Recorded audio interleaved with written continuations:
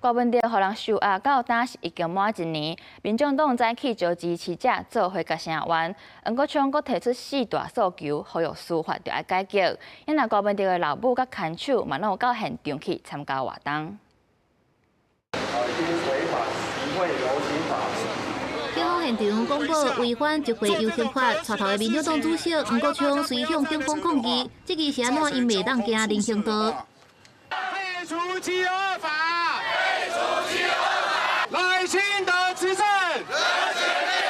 将民众党主席郭文哲涉入经发声案，由原咧羁押。民众党选伫党中央甲郭文哲徛假和超速1周年的今仔日，透早招民众举办司法改革、公民走脱的活动。郭文哲老母何水英甲太太陈培琪也拢有来。当然是我来嘛有艰苦的所在，当然嘛有啦，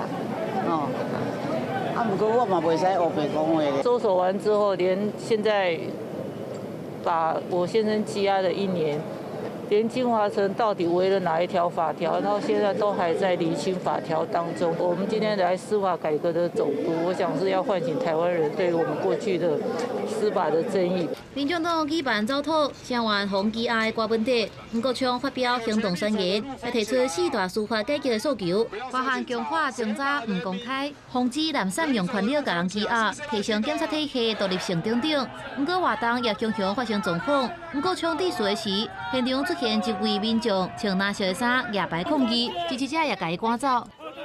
看板还我！看板还我！支持者甲警方对峙，现场的气氛真紧张。黄国昌带民众大写话“兴我路权”，伫违章附近烧A烧杀，警方也伫透早9点38分第一届举牌警告。根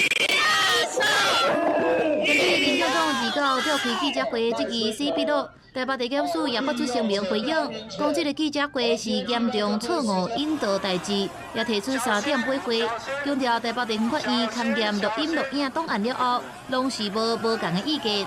消息的1点钟13分钟是彭进生甲2位律师单独会面的时间，依法是袂当录音甲录影。公司新闻采访报道。